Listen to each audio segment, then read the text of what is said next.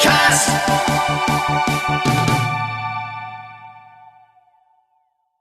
Today's guest is an energy healer from Nashville in the US. He specialises in long-distance healing using both the Bengston energy and non-dual Kabbalistic methods. Please give a massive Koit welcome to Eric Bates. Hi Eric, welcome to KoitCast. Thank you, Koit. I'm delighted to be here. You came highly recommended by a previous guest, I think it was Kay Randall. So yeah, thank you ever so much for coming along. Yeah, Kay Randall May is a lovely human being who I think very highly of. So yeah, but again, thank you for inviting me. I'm glad you added the dash May on the end because I clearly forgot that part. So I apologise to her and to you for that. But here we go. Let's dive in. So Eric, for all people listening, who are you? Where you're from, etc. Yeah, I'm Eric Bates. I'm from Nashville, Tennessee, born and raised here in the United States. May not be here for much longer. I'm thinking about a move to the Pacific Northwest of the United States. So after 46 years, my time here may be coming to a close. But this is where I'm from and where I live. In terms of who I am, I don't know where to begin. Yeah, but that's a hard one, isn't it? I suppose. Yeah, it's a big subject for everyone, I think. And yeah, in my current life, current incarnation, for the purposes of this podcast, I would say the best way I could describe who I am is basically a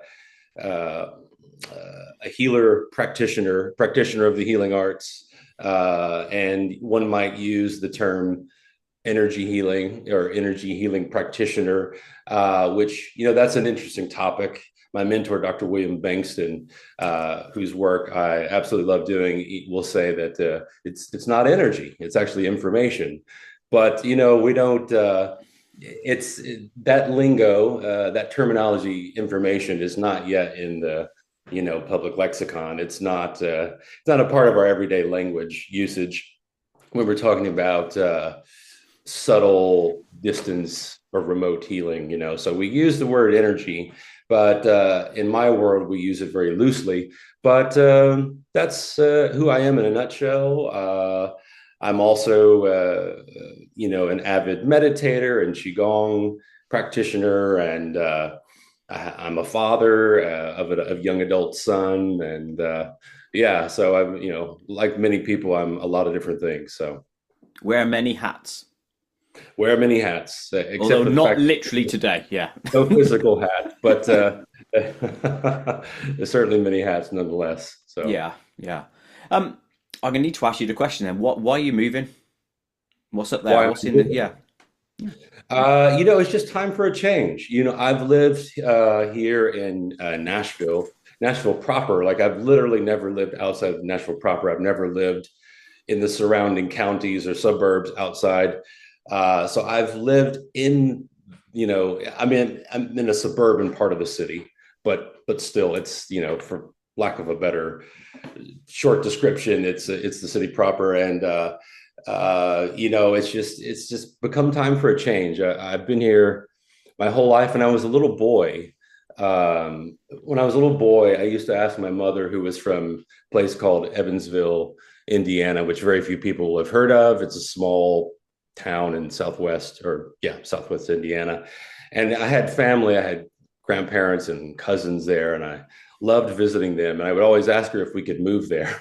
Mm-hmm. And I realized that from an early age, I had a longing to move, to relocate. And 46 years in, I still haven't done that. The way I've coped with that is through lots of travel. I've traveled all over the United States. I've traveled abroad quite a few times, including to your native land, which I love, by the way. Excellent. But I've still never made the actual relocation in terms of where I reside. So just time for a change. And my family actually is moving out there. My close family, my mother, my sister, niece and nephew.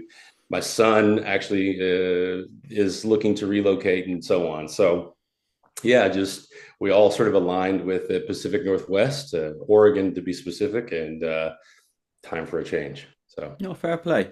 Fair play. yeah. My girlfriend's mum relocated to the Pacific Northwest because my Really? girlfriend is originally from America, Ah, and they moved from Los Angeles, and I can see that like a big change, like would be for Texas, like bloody hot to a English style weather system. Do you know what I mean? With all the yeah. scenery and stuff. I think that's why most people, in my mind, would seek out a new environment to be able to get back to nature. Is that right?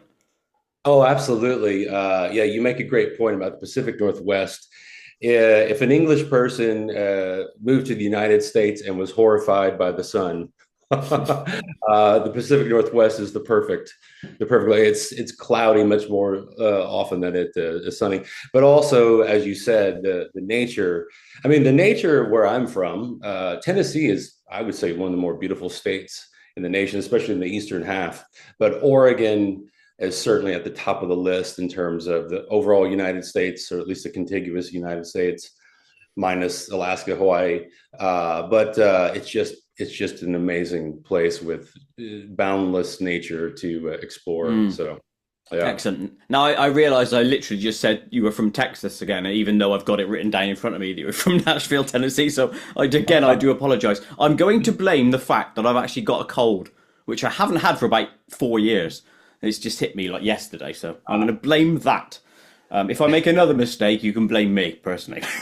Yeah, no worries. It's funny. It's a lot of people for some reason when they hear me say Tennessee, if they're not familiar with where I'm from and this region of the United States, that they hear it as Texas. Sometimes I think it's funny. I'm not offended in the slightest, but yeah. I passed that test then. Just okay. Let's dive into your experiences through life. So Yeah. I'm always interested in what people's introduction to the paranormal is. So what got you into that area of life? Oh, that's a really good question. I would have to go back into childhood, I would say. And the funny thing is, I wouldn't. There weren't any huge moments in earlier childhood. And if I'm being really honest, I would say that early childhood trauma. One of the things that I'm not a psychologist or a psychiatrist, so I'm not super well versed in the correct terminology. So if I say something, if the psychotherapist is listening, please correct me if I'm, or please forgive me if I'm not stating this perfectly. But when you experience early childhood trauma, one of the things you tend to do is dissociate from the body. And I certainly spend a lot of time sort of outside my body, but in an exploratory way. It was probably it was an unconscious form of escaping the discomfort of being in my body and being a little bit traumatized from a few early childhood experiences, which I won't go into specifically, but it was there. And so I would say really where it started was with that, with the least fun thing you could probably imagine me answering with. And so from there were I remember being a little boy and exploring what it was like to to explore states outside of just the purely physical realm. And it didn't have like the, rainbows and unicorns and fireworks, spiritual fireworks necessarily. It was more just exploring what it meant um, to be outside of the discomfort of the body, which as I've gotten older, I've realized I want to be more and more embodied as best I can. And that's a hard job. That's really hard to actually be fully in one's body. Wow. Uh, why? No, I'm saying wow because a lot of the guests I speak to go the other way. Yes. You mean in terms of being disembodied or being outside the Yeah, body? we're search for the journey. I know that a lot of people are searching for the journey within because that's where the real journey is, I would say. But Absolutely. they're searching for the meaning in the universe. What is out there? What else is there? That sort of thing, as I was alluding to. Yeah, absolutely. Yeah, yeah. And I think that actually gets people run into a lot of problems if they do that first before going inside first. It's really, in my opinion, and what do I know? But and my teachers, my spiritual teachers, have really done me a great service by teaching me this, and I'm slow to learn. But in order to explore up and out, you want to explore down and in first, right? And so as a little boy, I didn't have any training. I was just through trauma, I was exploring up and out, but not so much in the cosmic sense, at least not consciously. But certainly just what it meant to explore something other than the difficulty of being in my physical body and being with my mind and my thoughts at that early age.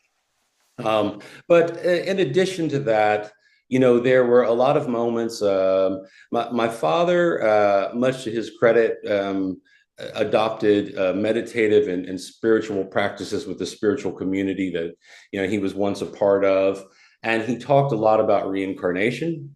He talked a lot about different spiritual beings and spiritual states. I overheard conversations like that. And I was really, when I heard those things, it wasn't foreign to me. It was more an understanding of, oh, yes, of course, that's the way reality works.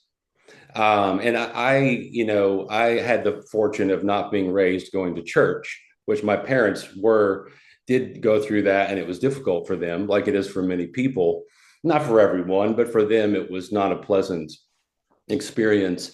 And so I was saved, pun intended, from that experience of being raised in a church environment that was not so healthy. The region of the country where I'm from, the church environment is really not a healthy thing. It's a little bit different in other parts of the United States, England, the Middle East. You have different experiences, but here where I was raised, it was a little bit of a disturbing path for many people that I didn't have to endure. So when I heard my father talking about reincarnation and meditation, it wasn't so much that I had like a direct experience of the paranormal, as you put it. It was more just a conscious knowing of, yes, that is something that feels very true and very real for me. And then when I was a little bit older, I forget the exact age, around 12 or so, my mother, struggling with herself and her life to a certain degree, became a Tibetan Buddhist. Whoa.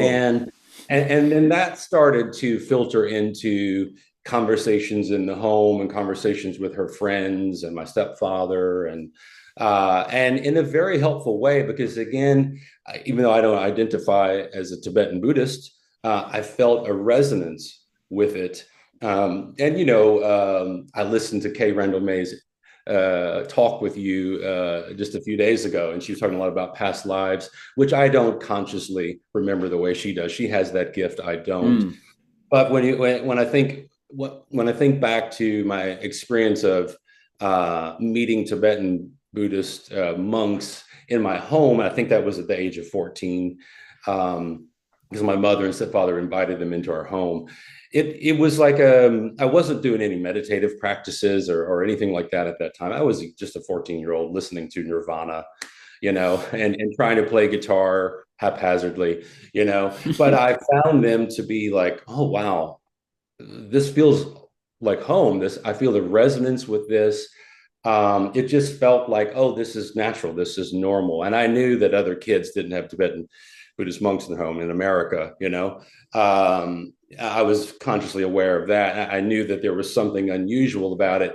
But apart from that, on the surface being unusual, there was a sense of, this just feels like home. This feels natural to me. So a lot of my paranormal experiences up until those ages were sort of subtle, and it was more of a conscious knowing than it was like an experience that just blasted me into the ether, and then this is something that I don't talk about much, because there's a lot of talk of psychedelics nowadays, and I I don't think it's either psychedelics are either good or bad, but I don't condone people using them because there's so much risk involved with them. Now, I think if you do it in a clinical setting with psychologists or psychiatrists, like in the United States, they're doing a lot of studies with it now, and I think if you do it in that setting, that's a much safer setting. Though I don't think it's risk free even then. But as a 16-year-old, I was dealing with early childhood trauma, and I wanted to escape and I wanted to experience something different. Hmm. And so I did what was probably insane and took very, very strong LSD. And again, if there's teenagers listening, please don't do that. I don't recommend it. If No. there's adults listening, yeah, I would say be very cautious.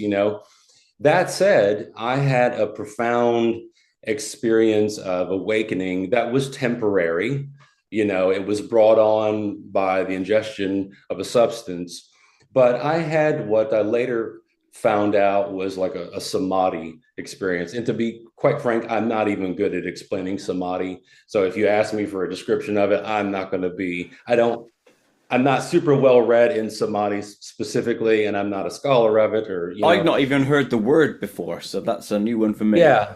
Well, I'm gonna butcher the description of it, but essentially, it's a deep blissful state that's meditative in nature, of bliss. Yeah, a deep blissful meditative state, and it's beyond words. And I would say what characterized that particular temporary state was a state of oneness, a state of not experiencing the who, which was Eric at the time. I had a very different relationship to who is Eric, and there was even the question that arose: who is Eric? And but beyond that, there was a state of absolutely no separateness from myself in relationship to the universe as a whole. And, again, it was brought on by a substance. It was temporary, it was fleeting. But in that moment, when you're 16 years old and you're struggling to find meaning in life, and you're dealing with depression the way I was, and probably a little bit of attention deficit disorder as well, as we call it in the United States. Neurodiversity, I think, is what it's being called now. Probably a better name for it, honestly. But being a 16-year-old that was really, really struggling emotionally, mentally, to have that state, I have to say it was probably more of a blessing than it was a curse. And if I had to do it all over again, I don't know if I would do it because it was so intense. But that did move me. It moved me toward a different state of consciousness, which again, it wasn't lasting, but it gave me a glimpse of something that was more related to what my mother and father were talking about and what I heard the people around them talking about. But it was actually an embodied experience, momentarily. So I would say when it comes to paranormal, those were my early experiences. I'm Yeah. going to ask you about the drug thing now. Um, and I'm only just saying this off the top of my head, right, off the cuff remark. But were you chasing the bliss or this different, I don't know, level of being because of that high, we'll call it a high you had during that LSD experience? Have you Right. been chasing that since because of the drug, or did it just open a door to a different realm that you thought, oh no, I will walk through that? Um, well, I think I was at some level looking for that even before I even knew of LSD. Again, Okay. around 12, 13, 14, there was a sense of when I heard my parents talking about the spiritual states and reincarnation and things like that. I remember thinking consciously to myself at that young age, like, oh, I'm gonna explore that when I'm a little bit older. Like I knew I wasn't ready to do that in a direct Hmm. sense at that point. And so I think, in a sense, uh, the psychedelic experience was just sort of like it was just like a stepping stone along that path. But what I would say is that particular stepping stone illuminated something that was more tangible. And Yeah, but at that point, as a 16-year-old, I also was just doing what most 16-year-olds wanted to do, which was just escape Mm, and do something rebellious and a little bit insane. sure. you know. So there was that element to it as well. But I think at a subconscious level, I did want, and even consciously, I read books on it before I actually tried it. Uh, I read books on the states of consciousness that it could possibly induce. And so I was very aware that something interesting beyond just getting high, could happen. So Sure. Now, the next question from that. If you hadn't have done the LSD experience, do you think you'd have ended up in the position you're in now? Or was it a necessary step to get you to where you are now? I don't think it was necessary. I don't think it was, Okay. I think it was sort of incidental. It was important, but I think it was ultimately incidental. It certainly cracked open something, probably in again, a slightly dangerous way, but it did crack something open. But to be honest, I mean, I can only guess, Mhm. right? But we never really know. But my guess is I would have been led down this path anyway. There were so many experiences leading up to that, and that followed that had nothing to do with a psychedelic experience. That I think I would have come upon it anyway. No, that's You fair know, enough. yeah, Yeah, I'm always. It's one of the things I bang on constantly on this channel is about the nudge theory, I call it, where we're just sent in different directions. Whether that's yeah. us doing it just randomly by our choices or whether it is a fate sort of thing. And I wonder if that psychedelic experience is just a step along your path that would gets you to where you are now that you had to take. Or are we able to veer off things to go different places? So it's like you said, we'll never know, but I'm interested in it. I wonder. Yeah, yeah. The latter, I The think, is or, more. yeah. Yeah, I think the latter. Things happen along the way, and it's hard to know cause and effect. You know, Yes. it really is hard to know cause and effect. But yeah, I would say it certainly had an influence. But at the same time, so many other significant things happened in my life preceding that and then following that were unrelated to it. That yeah, I think these things would have played themselves out in one way or another.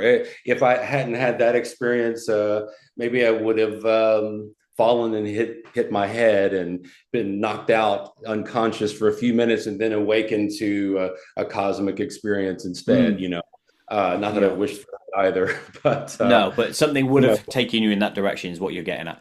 I think so. Yeah. Absolutely. When I look at my life path and everything that has unfolded, it's hard to see a way around me having come to this, this strange being that is this body. So, I'm yeah, also a strange being. I'm not called Eric, but I get your theory. You know, we're all strange creations of our own choices, I think, and or fate. It's a weird one. yeah, it's a Um, weird one, it weird is a weird dynamic one. between ourselves and fate or destiny. Yeah. Yeah. Who's in control? I don't know. Now, it leads me to the next thing I've written down, which I wanted to ask about, which is on your website. I think you've written, you heard the voice that said, "It's time to do healing work with my fellow human beings." What is that story, please? That's a good question. I don't remember having written that. That's, Is it a I, webmaster just made stuff up? yeah, I just mean specifically that quote. Sure. In fact, when I looked at my website a few days ago, and I thought, oh, geez, I've really got to update this website. And to be quite frank, I am such a procrastinator, and I wouldn't call myself a lazy person at all. I'm very, very active in doing things on a daily basis. But one thing I certainly am a procrastinator on is updating my my website. It's That's really fair. an update. So I'm glad that you brought that to my attention. So I should look those things over. Um, but it's time to heal. I don't even remember. I don't remember one specific moment in my life when that happened. Though there is one that I could point to, and I remember being in my mid late 20s. And at the time, I was friends with a lady from Mexico City, Mexico. Really, really nice lady. Haven't seen her in many years, but really enjoyed my friendship with her for a period of time. And I was really struggling with what I was going to do with my life, vocation wise, and career wise, work wise, but also just in terms of a path. And it was interesting. We were sitting outside, and her husband's. I think we were in the driveway of all places, but we were sitting like in chairs, just relaxing. And she had brought to my attention that she had been going to massage therapy school. And just in that moment, I had this, I do remember having an aha moment of, oh, wow, yeah, the healing arts. This makes absolute sense to me because for the years preceding that, I had taken an interest in holistic healing uh, and the healing arts and spirituality, but I didn't really find a specific way in. It was more reading about, contemplating, learning about informally, but not, having found a way in to take direct action. But in that moment, I do remember it having hit me that, wow, this is a way that I can be of service. And from that, I think I took like almost immediate action within a period of days. And I went and contacted, the head of the massage therapy school that I attended. And then it was just from there, things started happening pretty quickly. But yeah, I think it was a moment just sitting outside on a beautiful day, when that realization hit me. But there were a lot of things that led up to that, I would say in my early to mid 20s, where, my interest seemed to lie in learning about the body, learning about health from a holistic perspective, but also all the interesting dabblings and spirituality and so on. That again, I hadn't directly engaged in a practice oriented way, but something was leading me there, and I just didn't know exactly what my way in was. But then that was sort of that was the point at which things started to really come to fruition. Into the healing arena. So let's Yeah. dive directly into the healing arena and then say, can you start by defining exactly what it is you do? Wow, that's always a challenging one. Begin. Yeah. Yeah. It's I actually really love the question because it really makes me think like, how do I define this?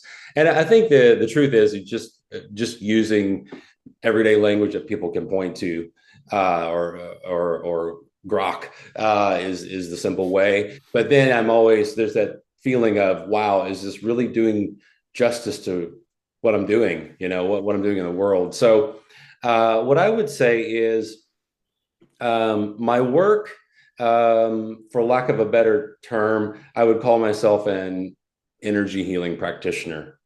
And again, it gets back to the sidebar conversation about, is it really energy? Probably not. Physicists and my mentor, Dr. William Bengston, would say, yeah, it's not energy. But again, I have to use I don't have to, but I feel drawn to use lingo that people can point to. So I would say that my work, what I do nowadays is work as an energy healing practitioner. And essentially what I do is I work with people at a distance or remotely. And for years, I did a lot of in-person work. And I actually combined massage and body work with literal hands-on energy healing, if you will. And I found that I learned an immense amount from that process. But what I came to the conclusion of is that it wasn't quite the right fit. I found it quite difficult and draining to place my hands on people and manipulating tissues as well as working with energy, energy and consciousness and conscious intent. I found it very difficult and very draining for me physically and emotionally. So at some point, something clicked, and I made the switch to working at a distance. Some of the teachers I had encountered had made it clear that you could work at a distance. You could work remotely. You could be with someone over the phone, or you could be with someone over Zoom, which I Hmm. do quite often, or you could just be with someone's connect with them by a photograph. And I had kept that in my back pocket, so to speak, for a while. But I think part of it was I had a belief system that other people had to a certain degree, even though I knew deep down working at a distance was right for me, and then it worked perfectly well. There was still it wasn't more. It was less the question of whether or not I believe it would work, and more would others believe. Would others believe that it worked? So for a while, I sort of tabled doing that very much, but I came to a point where it just became untenable for me to do literal hands-on work with people, with physical bodies. And so especially after I met my healing arts teachers, Eileen Martyr Merman, Jeff Elias Frankel, and Jason Schulman, but also Dr. William Bengston, whose work is what I primarily do nowadays. Once I met them, it was like, okay, there's no other choice. This is my work. And so I gave in, and I just said, you know what, it's time to just do this, that this is what my voice is calling me toward. And so at a certain point, I switched to only working with people at a distance. So it might be 10 miles, although I don't work with many people in my area, as fate would have it. It's very uncommon, but it could typically I'm working with people all over the world, especially the United States. But the East Coast, the West Coast, the middle of the country, but Canada occasionally, Mexico occasionally, a lot with folks in Europe, including the UK and Western Europe. And so essentially what I do is I use, there's an innate quality within me that I was, probably born with, that I use. But I think when you're doing this kind of work, you realize, okay, there's an innate quality that I have that allows me to do what I do. And I think this is for most professions, right? But at some point, you need direction, and you need mentorship, and you need teachers. And so the two modalities that I chiefly use are the Bengston method, named after Dr. William F. Bengston, and nondual Kabbalistic healing, which was created by Jason Schulman, who is a healer and a spiritual teacher in New Jersey. Originally, he's from Brooklyn, New York. But the non-dual Kabbalistic healing, the Bengston method, are the techniques, modalities that I use as the driver or the vehicle to connect with my innate abilities that are within. I suppose I'm going to interject at this point because I want to understand, and I suppose people listening will also want to understand what it Yeah. is you physically do and what's the process, i.e., what happens. I.e., so if I said to you, Eric, I got a Yeah. bad elbow because I hit it on my table when I woke up yesterday, which is a true story, by the way. What is physically happening? What are you doing? Are you sending information or energy to me? How's it working? Yeah, that's a great question. And the first answer I would give is, in a lot of ways, this kind of healing is about non-efforting, right? And the thing about it is, the first place our mind, our egos go. I don't mean ego in the negative sense, just ego in Hmm. the sense of, like, that's where we connect with our thoughts. That's where we connect with actions. But the first place we want to go is to the place of doing and efforting. And so one of the things about being a healer is learning to get out of one's own way and being closer, not perfectly, but closer to a state of non-doing or non-efforting. So actually, a lot of what I'm doing is trying to not do anything, which, again, I'll go into the details of it. But that's really, I think, where you begin when you do this kind of work, is you learn, how do I get out of my own way? How do I do less? How do I do the least? And for years, I would drain myself, like trying a little bit too hard, making a little bit too much effort. But in terms of how I work with people, um, the main modality that I use, and I work with a lot of people that have physical illnesses. My main focus and specialty, I do have a subspecialty, sub focus, if you will, but my main focus is working with people with physical illnesses of many various types, cancer, inflammatory conditions, of which there are too many to name, Mm-hmm. chronic pain, things like that. But when I'm working with someone, the first thing I'm doing is connecting, like just a simple connection. And connection is so simple. We do it all the time, even if we're not healing practitioners. We do it all the time. If having a conversation, we're connecting with someone. Yeah. And so there is a connection but it's an intentional connection. So if I'm working with a client, it might be on Zoom, it might be on the phone, it might be with a photograph, just simply with their likeness. I liken the connection to two magnets coming together. If magnets are close enough to one another, they just naturally. And my intention is to allow the magnet that is me and the magnet that is the other to come together. And so that connection it's so simple that even talking about it is like sort of misleading, but ultimately people go, well, how do you connect? And it's really the intention to connect. Yeah, no, I needed that, and I'm glad you put it in the picture because that's what we need. I think I need images Yeah, in my brain, so yeah, thank you. yeah, absolutely. And when you're doing it at a distance, some people can feel that and some people can't. The thing about it is, for the people that say, oh, I'm not one of the somatically sensitive types, I can't feel things like that. Well, the good news is it's so easy, you're just going to do it anyway. And if you're intending to do it, it's going to happen. But it starts with that intention to connect. And from there, the techniques that I do, again, the most significant, well, the one that I primarily do with literally every client that I work with, the Bengston method.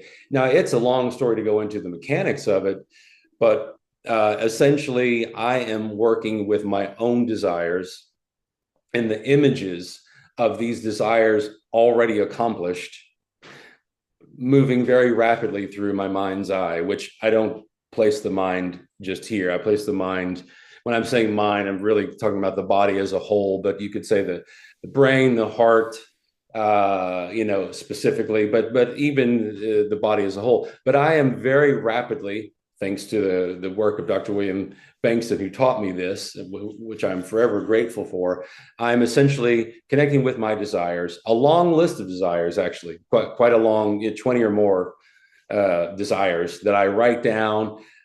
I imagine them as if they're already happening, they're already accomplished. And then through a series of, really just one other step, I'm very, very rapidly in my mind's eye, cycling through those images so fast that there is no way to distinguish one image from the next, one desire from the next. And so as I hold that connection, which is, again, the connection is very fleeting, right? The connection, like I start the process of the cycling, which actually that's a whole other story, but I'm always cycling at this point in my life. It's just become a habit, a way of life. Mm-hmm. But I'm cycling through these images, these desires, very rapidly, as fast as I can go, faster than I think I can go, and then making that connection, like the two magnets coming together.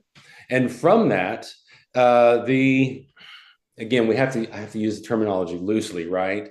We don't have the underlying mechanics for this worked out. Scientists still haven't figured this stuff out. We know it's real. We just don't know how to explain it exactly. I certainly don't. It's far above my pay grade.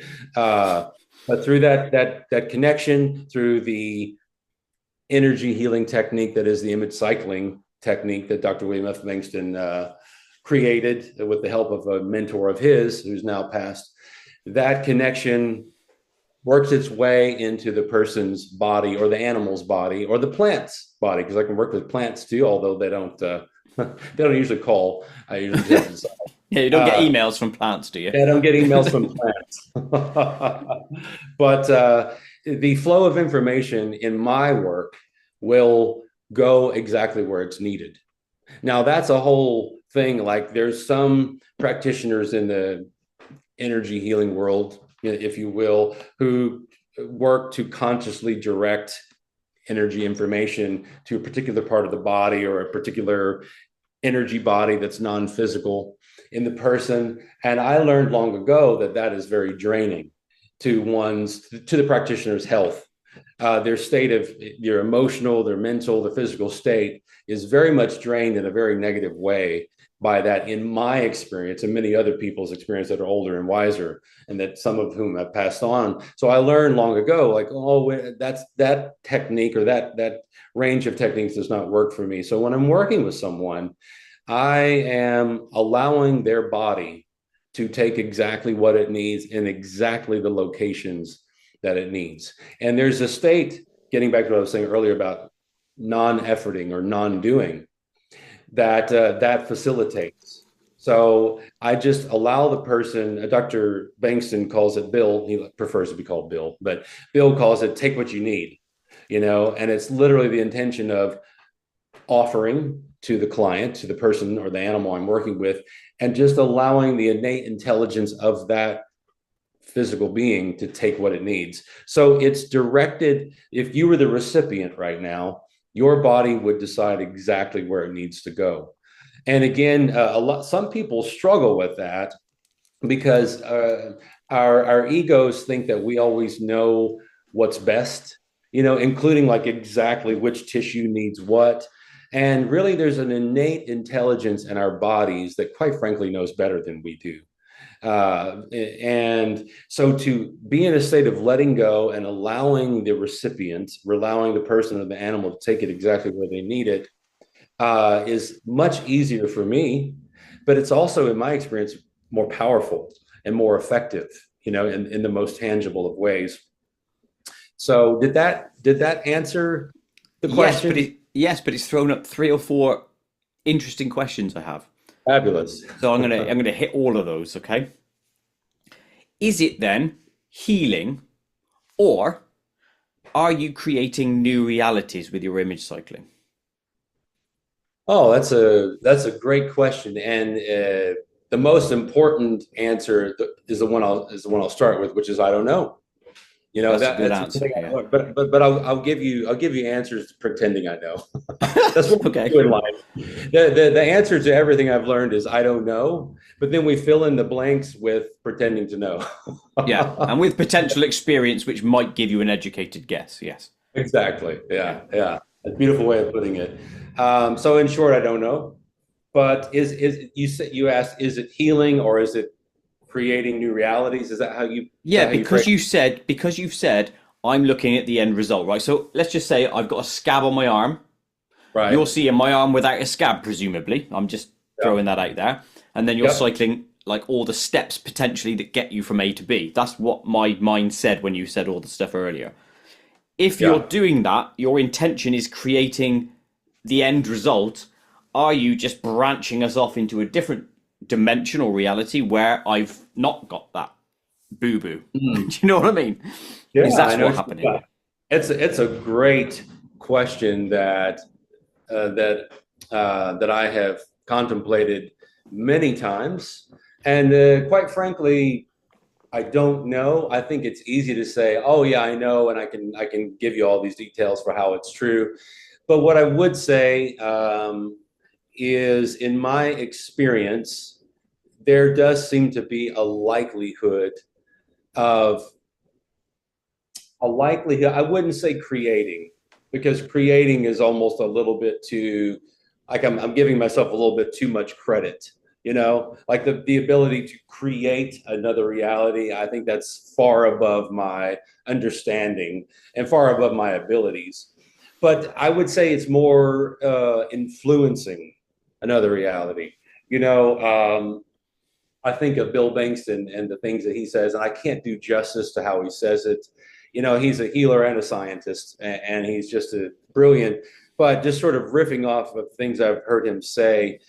And I'm going to probably butcher it, but this is just like it's a loose description, is that there are many potential realities that exist in any given moment for any given person or being. It could be an animal too, probably a plant as well, but we'll focus on people for now.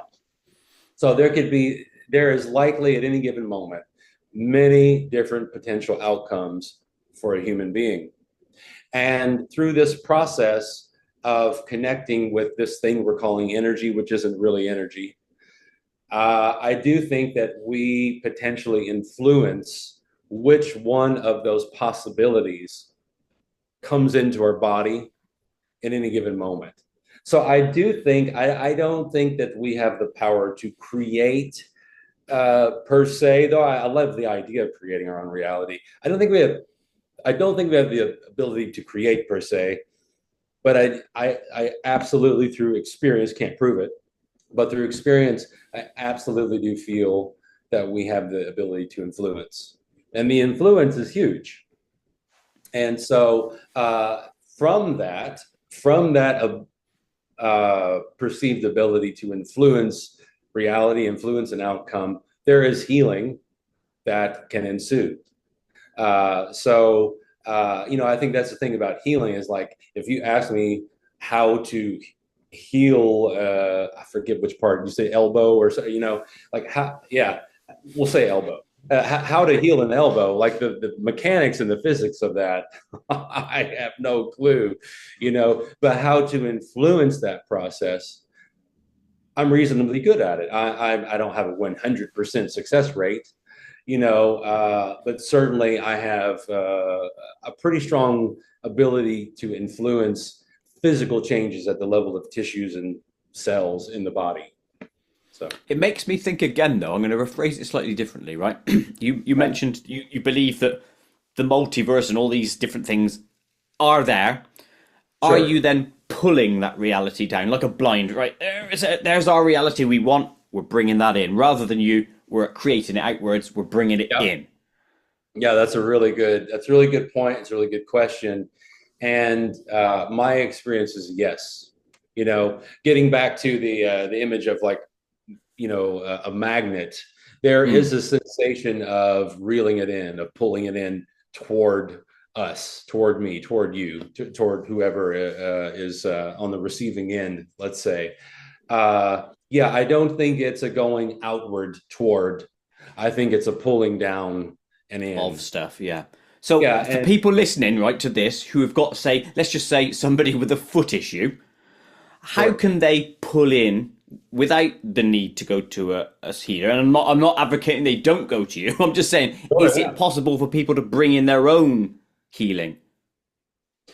Oh, absolutely. In fact, that's a great question. I mean, um, ultimately, a healer or healing arts practitioner is not the one doing the healing. Ultimately, it is the recipient, whether it's a person or an animal that is healing, that Mm. is even performing their own healing, right? The tricky thing is, well, just the former point, the practitioner like myself essentially is facilitating that being's person, animal, et cetera's Yeah. healing. But again, the recipient is ultimately the one doing the healing. But in terms of, let's take a person. We'll exclude animals from this, but a person working to do that on their own can potentially do that. However, it is very challenging to do it for ourselves without the help of another. I remember my Kabbalistic spiritual teachers, Eileen Murder Merman and Jeff Elias Frankel, when I was doing training with them years ago. I remember they used to say, healing happens in relationship. And then when I met Bill Bengston, he would say, how difficult it is to facilitate healing for yourself. He put it in a less spiritually oriented sense. Of course, they were putting in a very psycho spiritual sense, but they were both essentially saying the same thing. Healing happens in relationship. And so I think we oftentimes need another to help us facilitate our own experience or and our own outcome of healing. That being said, certainly people to a certain degree are able to tap into that multitude of outcomes, of potential outcomes, and draw one toward them that they need. I do find that for a person on an individual level, it is quite challenging to do that. But it is possible, and it certainly does happen to a certain degree. And like in the work that I do, I actually do sometimes teach people how to do that on their own. I think part of it is that the less serious a health condition is, the easier it is to accomplish that on one's own. The more challenging that health condition is, especially if it's something more on the life-threatening end of things, it can be a lot harder to get into a state of letting go, into a state of non-doing, right? Because we're very emotionally attached to our own outcome. Yeah. Or as a healing arts practitioner, ideally, they're not going to be super attached to the outcome. And so it's a lot easier for when we're in relationship to a healer, a healing arts practitioner, it's a lot easier to have them facilitate that state of emotional, I wouldn't, you could call it emotional detachment. It sounds a little bit, I get what you're saying, though. Yeah, I understand. Yeah. Yeah. Yeah. But yes, I think it is. To answer it in short, I think it's possible. It absolutely is possible. It tends to be a little bit harder to do it on our own, though. No, that's fair enough. Thank you. Now I'm going to ask you a next one, which is about the location and distance healing side of things. Now, you Yeah. mentioned earlier that you could do it from a photograph, and I've spoken to other people who also said the same. I think Kay looked at my photograph and decided or connected somehow and got information. Yeah. So, a question that came to me, and I wrote it down here, is if I, right, had my photograph before I sent it to you, and I photoshopped my friend in my place, right, so you're seeing his face on my body, but you wouldn't know that because I'm an expert in Photoshop, right? Let's just say I can do it, by the way. And I sent it to you. Who would get healed, my friend or me? Wow, that's a really good question I haven't contemplated before. I hope no one's played that trick on me before. Yeah. That's a really good question. What I would say is if someone sends me a photograph, I don't prefer this, but if someone Hmm. sends me a photograph of their torso without their head, without their face, and I connect with that body through a photograph, it's very likely going to be them, that I'm connecting with. However, I will say that the face is the part of a person or an animal, for that matter, that we associate with that particular likeness, right? And so I think faces are what we ultimately connect with. So it's a good question. So if you sent me a photo of your body, but it had your friend's face on it, if I was to connect, the first thing I tend to do is I look at the face to make that intentional connection. So if I'm consciously and unconsciously only tuning into the face, I may, and that's a good question. I'm not totally sure. I may only be connecting with the face. In other words, the person that has that face, that head and that face.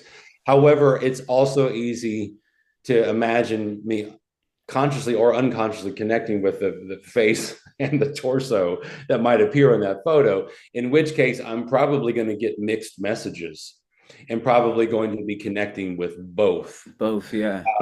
Yeah, and so I might do a body scan and feel both one body and the other, and actually not know which one is which, because it's not like I get a name like, oh, well, this is that person and then this is that person. I'm just connecting with the body, right? There's a biological being that I'm connecting with. So that's a great question. I'll have to try that sometime and see what happens. It makes me sort of like explore it further. Is it the intention of the connection? So because I sent you the photograph, you'd always connect to me, or is the physical image part of that process of your connection? You see, 'cause it opens that up as well, doesn't it?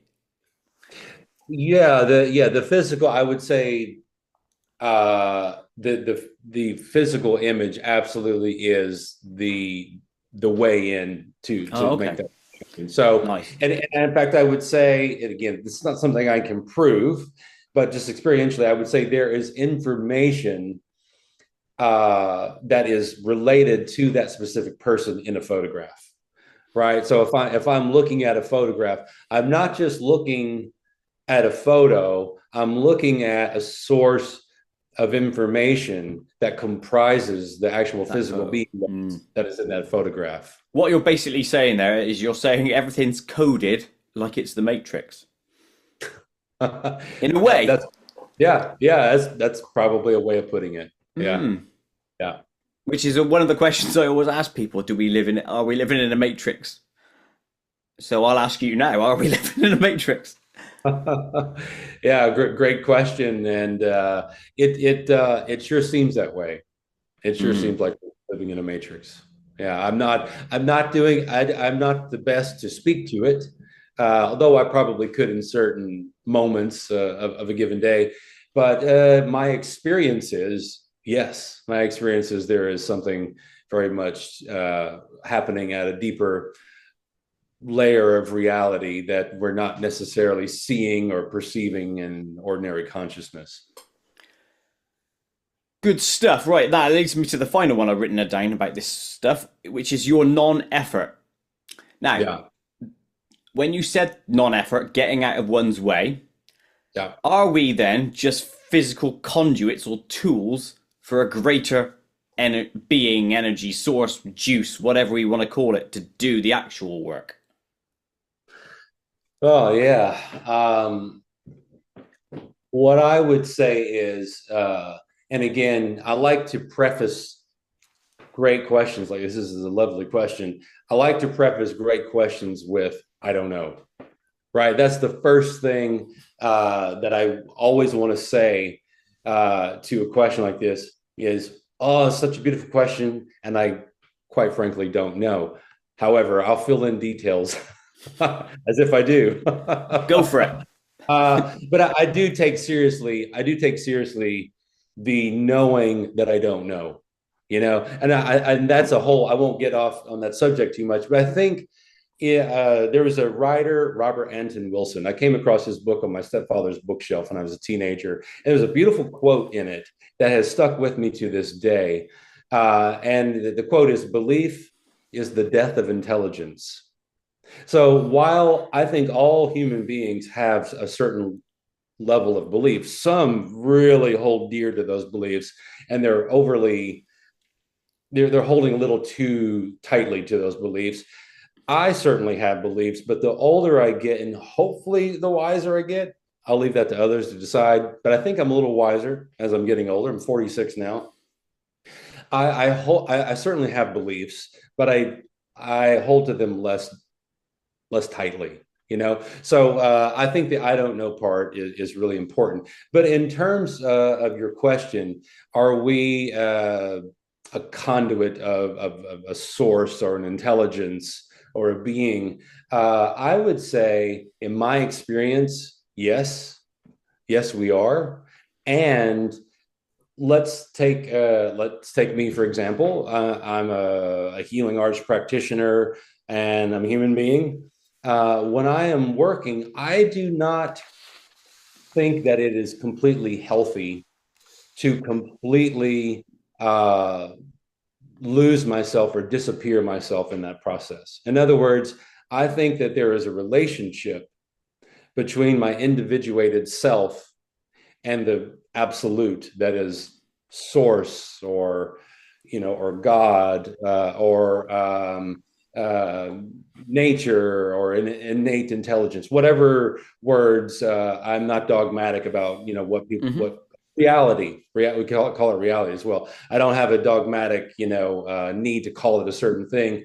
I certainly connected the idea of God not as a man in the sky, but as an innate intelligence that pervades the universe.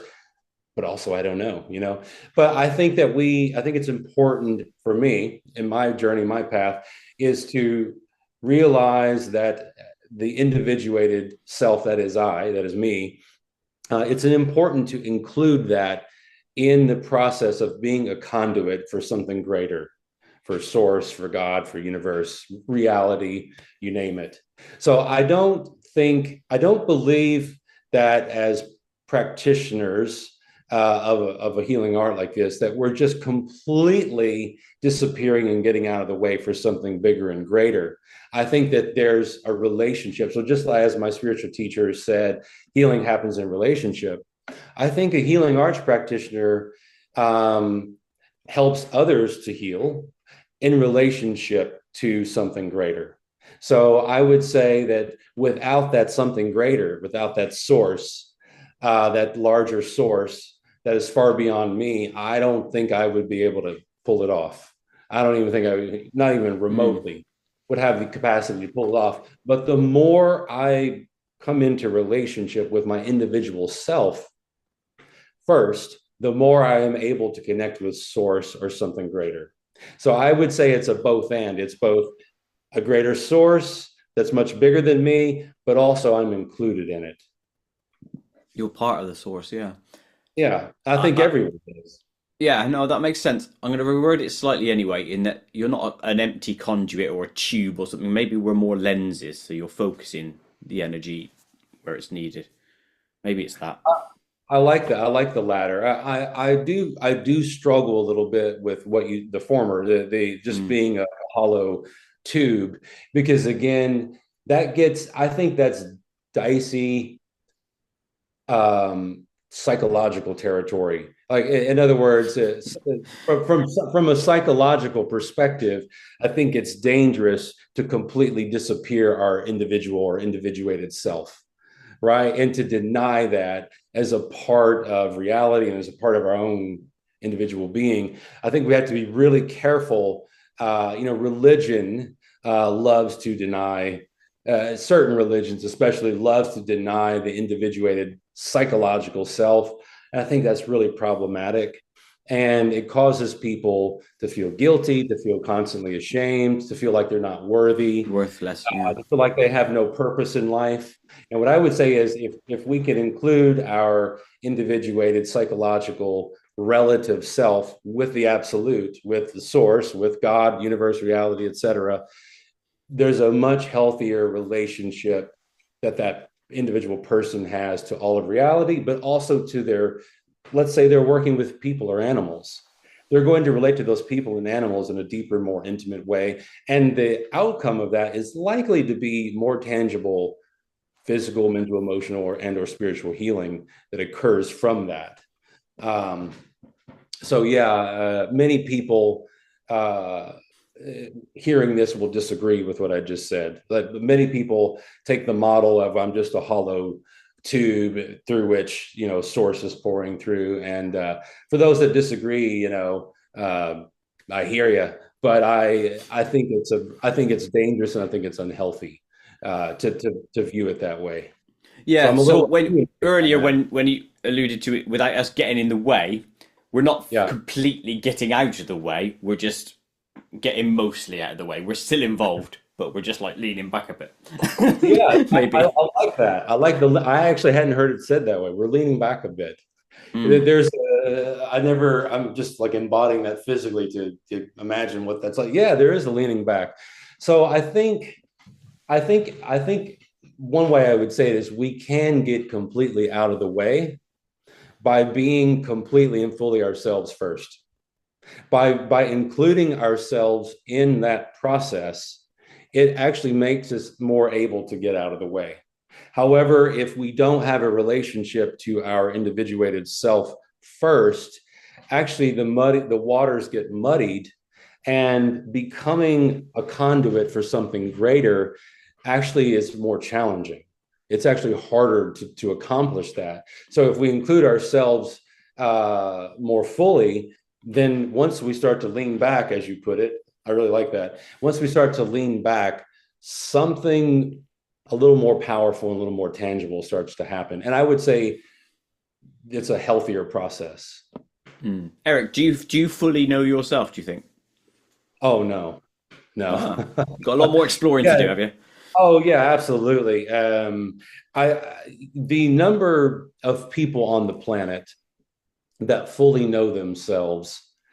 I don't have any clue what the actual number is, but my educated guess is it's a very small number, a very, very small number. And like many people who are, let's say, on a spiritual path, I would say I'm in that category. I'm a work in progress, and I would say I've done much work on myself, and it's really, really been a wonderful thing for myself, for my life, for my family, hopefully for my clients as well, and for strangers alike. But the process of fully knowing oneself is from the perspective of the Buddhist and Taoist and Kabbalistic and Sufi. I'm naming the mystical traditions of the world, of which there are many more. I'm missing a bunch of them, but so forgive me to those. Yeah, don't say you forgot Jedi. Yeah, exactly. Yeah, I was born in the late '70s, so that was a big one for me. So that was actually probably that was probably my introduction into mysticism. Ah, yeah, Actually, mine too. yeah, Obi-Wan Kenobi. Yeah, but yeah, great point about the Jedi's. But what I was I lost my train of thought. Sorry, But that's my fault. no, no problem. I think where I was going with that was the traditions, historically, when they're defining what it means to fully know oneself, that is a profoundly difficult task to fully accomplish.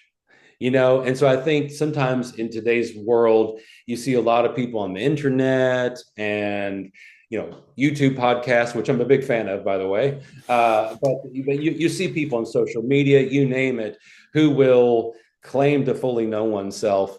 And I don't even have the capacity to even judge whether a person fully knows oneself, because you have to fully know yourself first before you can judge if others fully know themselves. But I can just say, like, as a rough guess, the vast majority of people that would say that are it's not going to sound very kind, and I don't mean it in a mean way, but they're delusional on some level. So I think the process of fully knowing oneself is probably a multiple lifetime event, a multiple lifetime pathway, which again, past lives, future lives are past my pay grade. But I get the sense it's probably a thing. I can't say with certainty, Yeah. but I get the sense that it's likely a thing. Again, can't prove it, but I tend toward that. But I think I think it's a really long process, and one that I'm fascinated by, one that I am excited and inspired to continue the process and the journey toward. But fully knowing oneself in this moment, not yet. No, fair play. Yeah. Why is location not important for the healing side of things? Yeah, that's a really good question, and hopefully, to few people's annoyance that are listening, I'll preface with I don't know. I That's don't good. know. I like it. I like I don't know stuff. Yeah. There's this gets to the question of what, Bill Bengston, Bengston, for anybody that wants to look him up. He's my mentor. I've now been honored to be one of the instructors of his method, which is a great honor of my life, and I'm looking forward to the future of that. But he is a researcher by day, and he's surrounded by the most awesome, brainy, nerdy, open-minded scientists who are very open to the paranormal and to the unseen and invisible. They, for the life of them, are trying to figure out the underlying mechanics. He's friends with quantum physicists and just the smartest of the smart, far beyond my level of intelligence.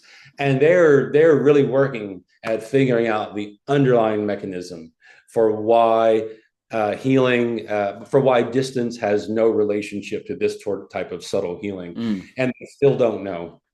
They still don't know. The smartest of the smart, the most intelligent of the intelligent, the most brilliant of the brilliant still don't know.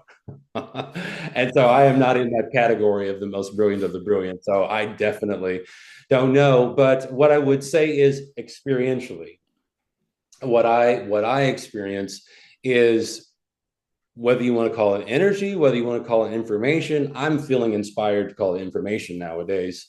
But certainly we can use energy too. We can use it loosely. We even have to use information loosely, because if you ask the physicists and scientists that, who say it's information, not energy, and then you go, well, what's information? And they go, I don't Yeah, know. So everything has to be something. Maybe they're both yeah, the same thing. Maybe the energy is the juice. Maybe the juice is the energy, and the information is just a loop of the same thing. yeah, who knows? Well, and on that note, and to, I will get to the answering the question as best I can, but Bill Bengston, as well as his colleagues, scientist colleagues, say, it can't be energy, because if it was energy, it would dissipate far. If I was doing actual energy healing with someone across the room from me, oh, that's probably 15, 20 feet across the room, the energy would dissipate before it reaches the person 15 or 20 feet away. So imagine I'm working with someone in the UK, which I have done oftentimes. I've worked with people in Oman. I've worked with people in India, United Arab Emirates, and Canada, Mexico, and the West Coast of the United States, et cetera. If it was energy, there'd be no way it would make it across the room, much less that far away. And so my experience is that information does not know any bounds. It's unbounded, for lack of a better word. Now we don't know. He hasn't done experiments with injected mice, Bill Bengston, in space. We were talking about this the other day. He would love for NASA to take, cancer injected mice into space so that we could test this distance healing method outside of the atmosphere of the Hmm. Earth. So we don't know if the Earth's atmosphere is related to how information can, we're saying travel loosely, right? I don't even know that it travels as much as it's like here and then it's there. Mm. I don't even know if travel is the right word. Like a plane. It's Yeah, I yeah. don't think it moves like a supersonic Concorde jet liner. I think it just, I don't know. It's here, starts with me, and then it appears. It's the Yeah. quantum mechanics things. It's there and there. That's all it And is. that's an interesting thing, that I love quantum mechanics. I love quantum physics. I understand absolutely none of it, but I am fascinated by it. And Bill, and I really, again, I refer to Bill so much and defer to Bill so much, which is that, people will use the quantum mechanics model to explain like healing at a distance. But in his opinion, and in the opinion of his physicist friends, they say, actually, that's not a good explanation for it. In other words, quantum mechanics or quantum physics actually doesn't explain, in their opinion, it doesn't explain how information or energy travels from the one person to another far away. Yeah. So we don't know what Bill Bengston has done in his work, in his scientific experimental work, which is profound and amazing. He is this method that I do, the Bengston method. He found that cancer injected mice would remit with the technique, and they were never touched. Usually, the practitioners had their hands on the cage in like a university setting where they were doing the experiments. So their hands were at least a couple of inches from the mice. So they were actually never placing their hands on them. So it was Hmm. distance healing, very short distance. Sure, sure. And in those experiments, I think he's done 18 or 19 to date. The cure, and these are literal cures of these mice because they live out their full lifespan. We call it remission when the cancer goes away. But if a being lives out his full lifespan, then it's cured, right? So you Mm. don't know if it's a cure until said being lives out or doesn't live out their full lifespan. But when the remission rate was around upper 80s to 90% of these cancer injected mice, which was unheard of in cancer trials with cancer injected mice up until the time that happened, right? So there was literal distance healing there, but it was like 2-inch distance healing, so very short distances. But then he did one or more studies where the mice were several hundred of miles out of state. And so the healers in the experiments had the exact same outcomes as the healers that placed their hands on the plastic cages, and their hands were literally an inch or two away from the mice.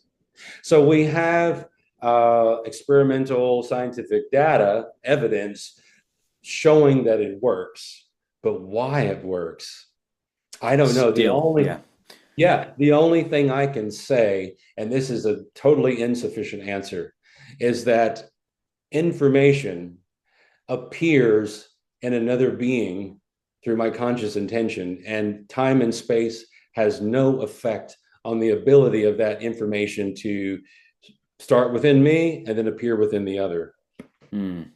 Yeah, we just know that it Distance works. is no bounds, hence why you wanted to do the space thing. And then, Yeah. presumably, imagine you sent those mice, I don't know, out of our solar system. Could we repeat that again? And would that still work, etc.? Yeah, it's interesting. Yeah, NASA's going to have to really get on top of it to make that. Yeah, poor mice. They'll die before they get out there. This is not right. Before we branch into the Koit zone and wrap up, I want to ask for any, I don't know, stories, examples, testimonials, anything you want to bring up of something you've been involved with where person X has contacted you, said I've got issue Y, and the outcome has been positive or something like that. Have you got any stories like that you could relay? Yeah, sure. I'd be happy to do that. Yeah, let me think for a second which ones I'd like to relate. I'll start with one that happened. Let me think here. So I had about 3 years ago, give or take 3 years ago, I had a gentleman contact me with stage 4 osteosarcoma in his spine. So bone cancer of the spine, right? And I have heard, fortunately, I don't know through direct experience, but I've heard that bone cancer pain is some of the absolute most horrifically bad pain horrifically difficult pain that one can experience. And he had come to me via his wife. His wife was into the healing arts herself. They were both from Europe. I won't say where in Europe to fully protect their identities, but they were European immigrants in the United States. And at the time, they were living in the southeastern United States, and just really lovely people, lovely husband and wife, probably in their 60s. I don't know their exact ages, but I never asked. Always feels rude to ask, but just a lovely couple. And she had suggested to him that he worked with me. And I don't know the full details of the backstory, but essentially, I may have parts of this slightly wrong, but essentially, for whatever reason, he had declined to do conventional treatment. Right. And if I'm not mistaken, I believe the doctor might have said to him, in your advanced stage of cancer, the conventional treatment is just not very likely to work. And so I don't know if the doctor just declined to offer it, or if he just said, yeah, I don't want to try that if it's not likely to work, but this was it's very uncommon. Well, I think it happens sometimes that doctors will decline to offer conventional treatment, but sometimes if a person is, if their cancer is advanced enough, and depending on the type, sometimes they will just say this is, not likely to work and to help. So he had not received conventional treatment. And I do recommend people see their doctors. I do recommend people follow their doctor's advice, but ultimately people often will make their own decisions and not go with their doctor's advice. But I definitely am an advocate of people using Western medicine. But in this particular case, he'd elected not to. And of course, they came to me to hopefully induce his own healing response with my help. Mm-hmm. And of course, in that case, like every other case, I have no idea what the outcome is going to be.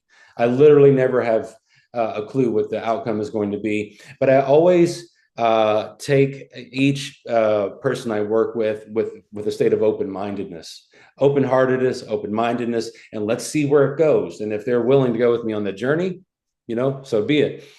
And so during the first session, which we were doing these over Zoom, he was probably 700-800 miles away from me at the time. I live in the Southeast, but he did too at the time. And it was quite a distance from me.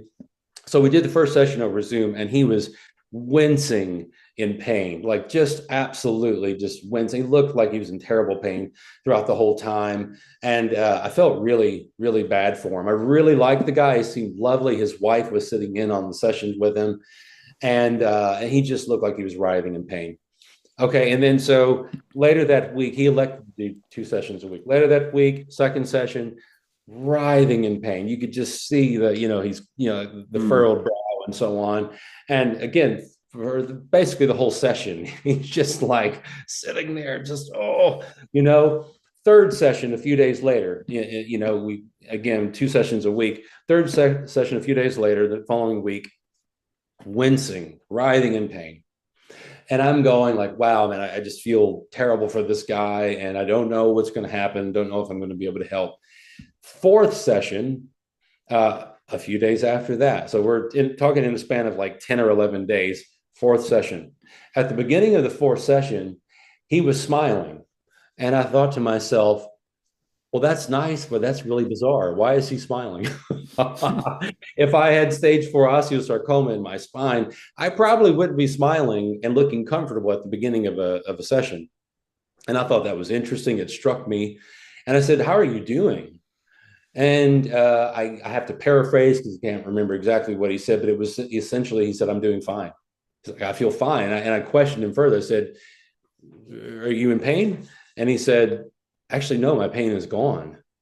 And I was dumbfounded by that, but I thought, okay, maybe this is just a fluke. Sometimes you see people with cancer and the pain will go away, but the cancer persists. And then maybe the pain comes back a few days later. That's one of those situations where you're going like, wow, even with all the things I've seen in my life, I'm going, oh, wow, how is this? So we do that 4th session, we conduct it. He looks comfortable the whole time. So in the following 2 weeks, we do 4 more subsequent sessions. So a total of 8. At the end of the 8th session, and I'll back up for a second, sessions 4 through 8, he just looked comfortable. He was all smiles and comfortable. And I'm thinking to myself, this is really bizarre. What is going on here? And so at the end of the 8th session, I said, well, how are you feeling? Shall we continue? Or, and he goes, no, Eric, let's take a break. I'm going to the doctor very soon. So I don't hear from him for a month, give or take. And then I get a call and I notice it's his phone number and I happen to be free. I pick up the phone and I hear this gentleman, you can hear the difference between, when you're on the phone, you can't see the person. You can hear the difference between crying out of sadness and crying out of joy. And this was certainly the latter. This was crying with a sense of joy. And I thought, oh, wow, this is a good sign. What's happening? And he shared with me that the medical test, the scans and so on, had shown the cancer being completely gone. And his doctor, I remember him telling me that his doctor was completely confused and flummoxed. And so much so that the doctor had become sure for a moment, momentarily sure that he had mixed up the scans with another patient.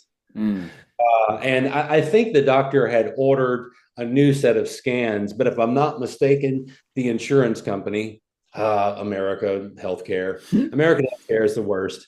The insurance company had turned it down. They said, no, we already paid for it. We're not paying for another one. So if I'm not mistaken, I don't think he got another scan, but it was of no consequence because here he is alive 3 years or so later and no return of the cancer. So I think that one, I should put out the disclaimer is that,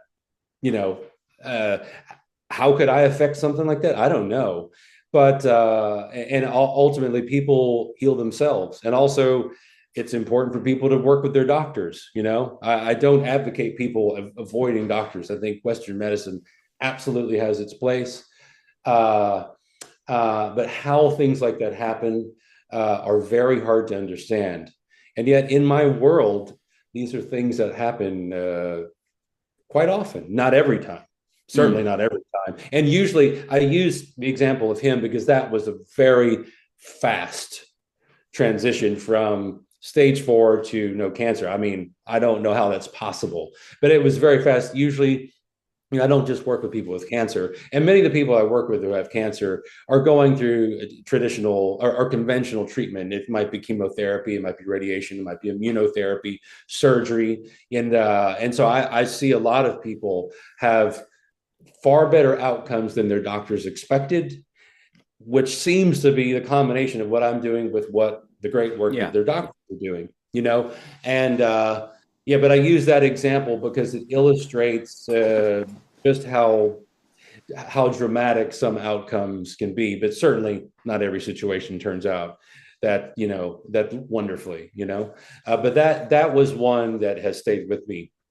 I imagine it would do. I mean, that's the sort of thing you're glad you're involved in this line of work for, is it not? That's your intention.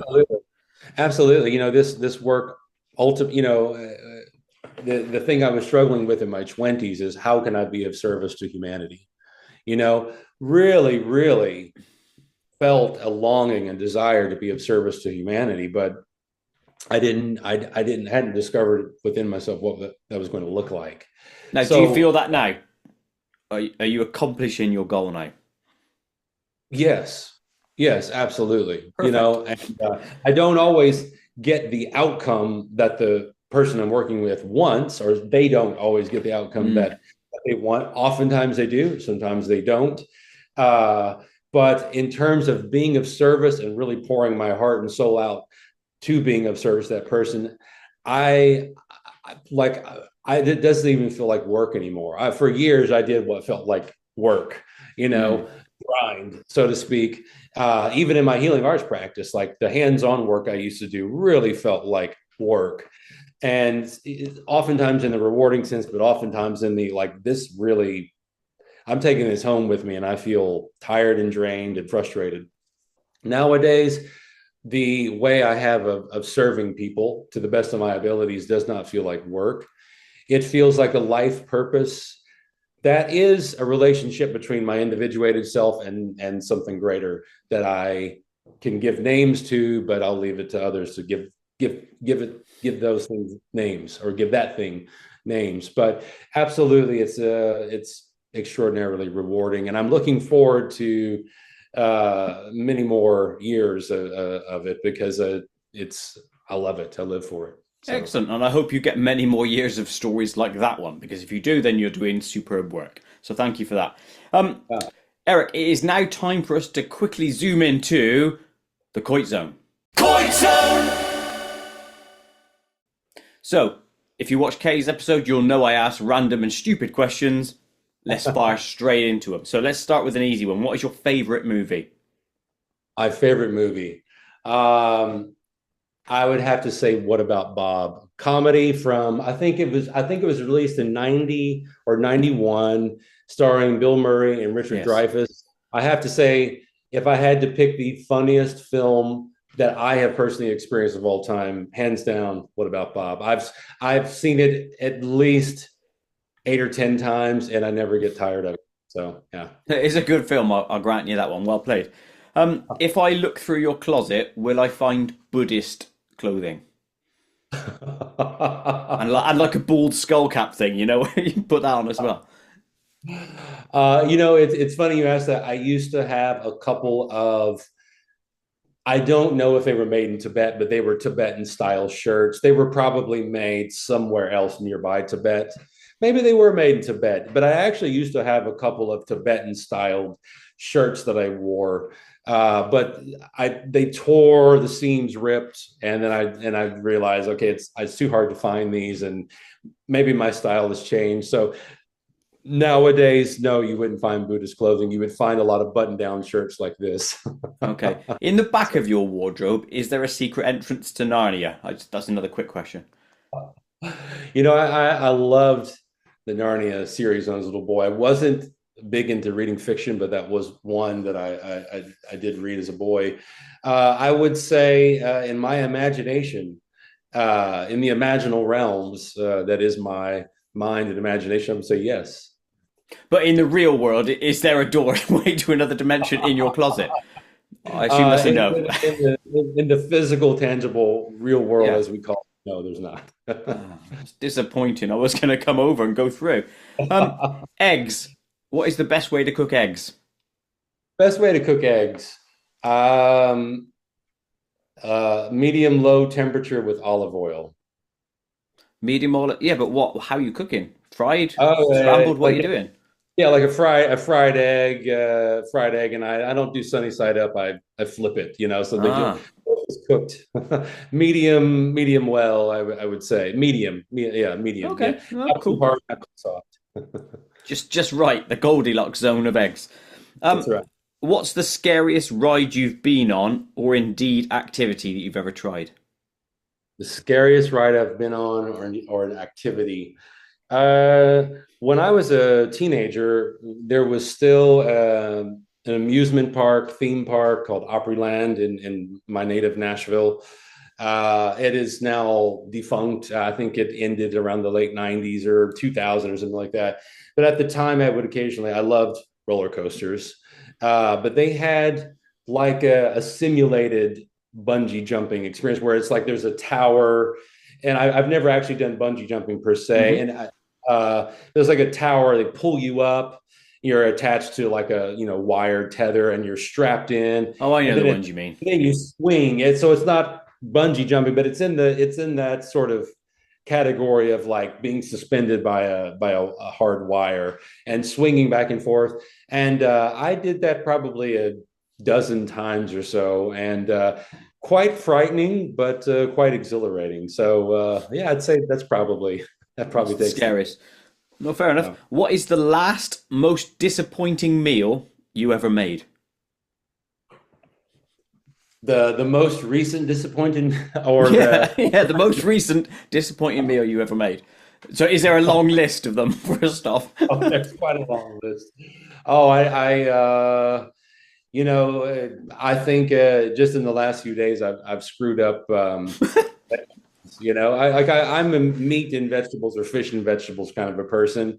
I'm not particularly great at cooking meat or fish. I'm sort of mediocre to average at it, but I pride myself more on my ability to saute or cook, steam or saute vegetables. And I think I recall making some Swiss chard the other day that didn't come out to my liking. So I think I had chicken and Swiss chard, and the Swiss chard was not to my liking. So that was disappointing. Did it go in the bin or did you eat it regardless? Oh, I ate it. I ate it. Just not with the same sense of exhilaration that I might from the Swiss choy that I preferred.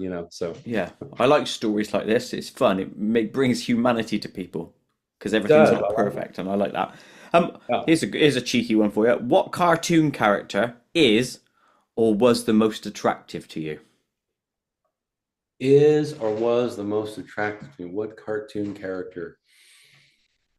Wow, that's a great question. It's also a bit weird, I know. I always used to like Chitara off the Thundercats. If you ever saw that program, oh, I did see Thundercats back in the yeah. day.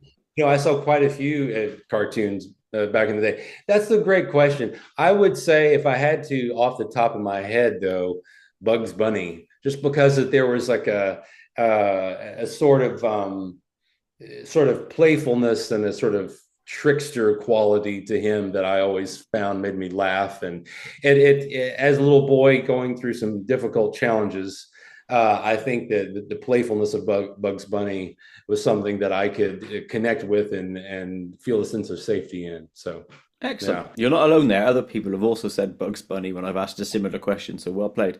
Have you ever been in a fist fight? Have I ever been in a fist fight? Hmm. When I was a young man, I was embarrassed to say once, and I remember after that having happened, it was very brief. It didn't go on long, thankfully. And I remember thinking to myself, this is not a way, this is not who I am. This is not a way that I want to live. And I think it was a great teacher for me, actually, because it just showed me the uselessness of violence, you know? And so, yeah, as a young testosterone fueled, you know, as a teenager, you know, I let out that aggression, and then I realized, oh, wow, this is not for me. So yes, I have actually. Excellent. We'll put a 1 in that column.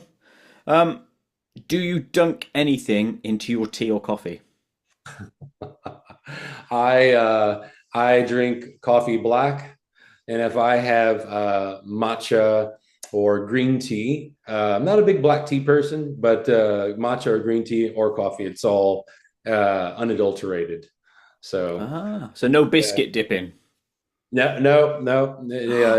I will occasionally have a latte with almond milk, like a coffee latte or a matcha latte at the coffee shop, you know, for fun, you know, for novelty's sake. But at home, I'm unadulterated coffee and mainly coffee and matcha. I'm sorry to say this, Eric, but one of your previous points that you've won from previous questions has just been wiped out by that one. I'm joking, of course. There's no points, there's no such thing. What superhero power would you most like to have? Superhero power would I most like to have? Um, wow. Gosh, I don't know if we can count uh, Jesus in the, you know, as a superhero, but you know, I've not had a lot of like the superheroes that you and I have probably grew up with. You know, I don't really connect with them so much. But I think Okay. of not the Jesus of the Bible, which quite frankly is not the real Jesus, but the Jesus that's been properly translated. You know, the words and the teachings of Jesus that were properly translated. That Jesus, which I would call the real Jesus, you know, had profound powers of kindness and compassion, which I would say were superhero powers. And if I could get like 1/10 of that kindness and compassion to share with all beings, with all humans, with the planet, with animals, plants alike, if I could get just 1/10 of that, I'll feel like I've accomplished something. So You've answered well there, and you've regained your point that you lost earlier. So well done to you. Which leads us to the final question in the Koit zone. If you could swap your mind into another person's body for a day, who are you going into, and what are you doing? I could swap my mind into another person's body for a day.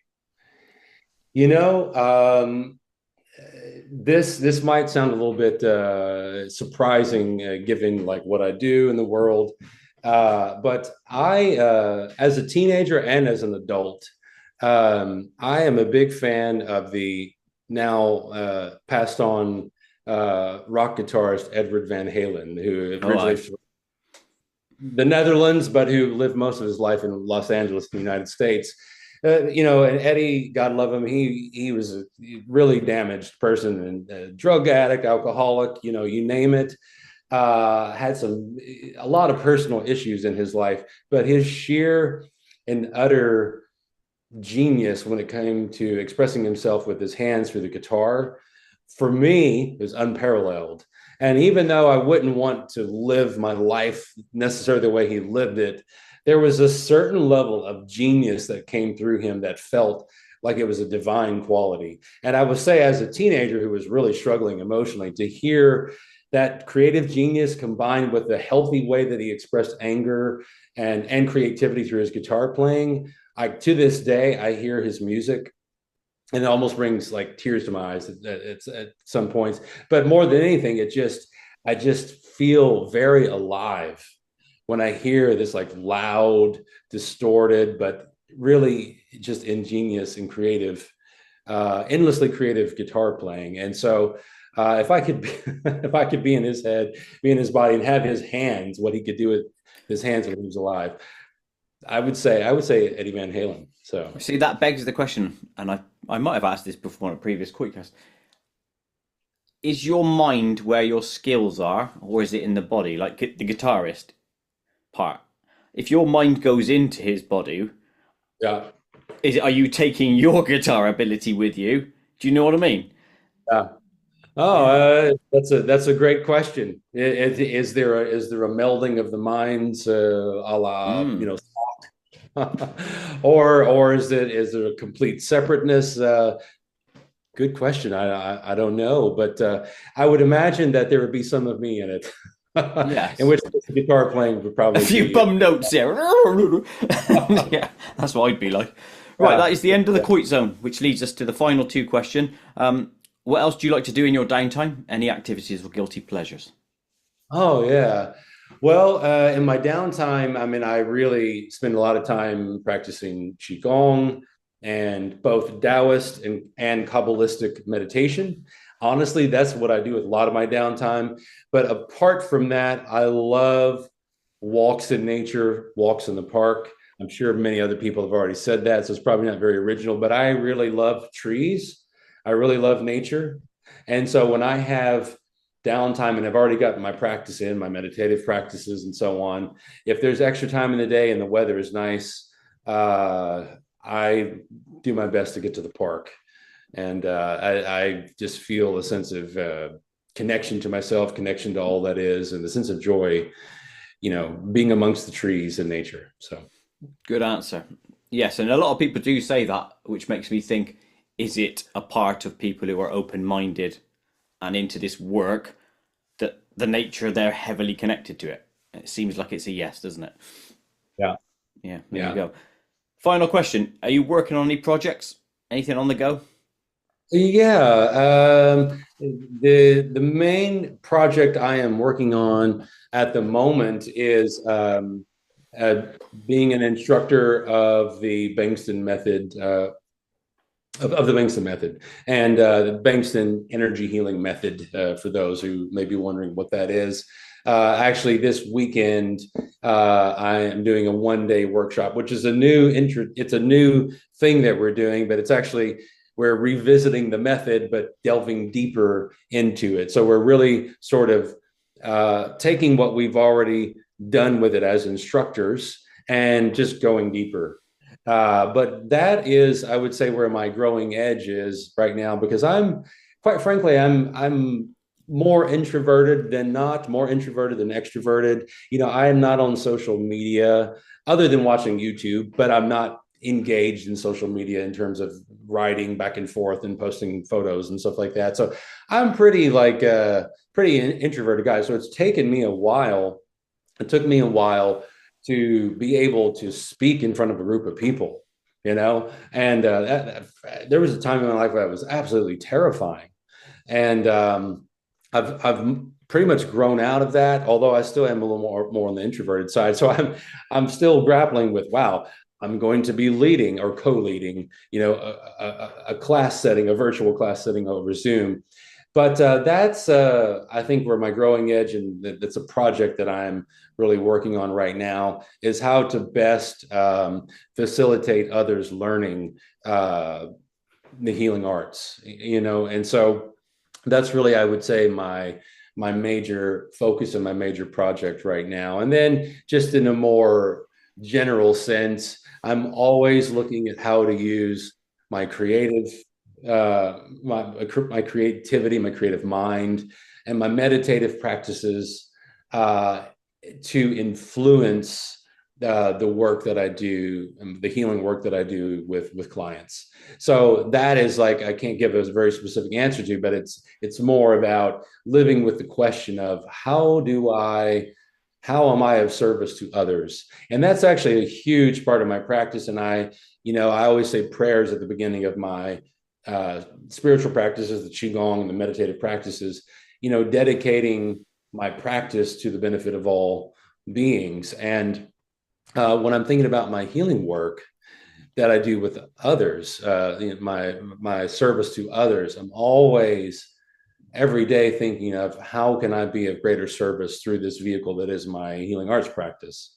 So I would say that's an ongoing project that I have not, I'm far from having fully discovered, but it's something that I really, that excites me and lights me up. An So ongoing project, a work in progress, as you mentioned earlier. exactly. Super, super lush. Eric, thank you ever so much for coming today. It's, lovely conversation. So thank you ever so much for coming. Thank you for having me. This has been fun, and I really appreciate it very much. Excellent. Anyone who's interested in Eric's work, there's a link in the description to his site. So if you feel a connection, all you need is services, pop onto his webpage and go and get in contact with him there. Yes, Eric, if you don't mind staying on for a bit, I'm just going to say goodbye to everyone else. Goodbye, everyone. Thank you for watching.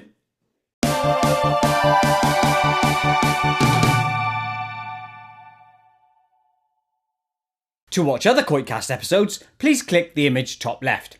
To subscribe to my channel, please click the image top right. Please like and share to help KoitCast grow, and most importantly of all, please click the notification bell so you never miss an upload.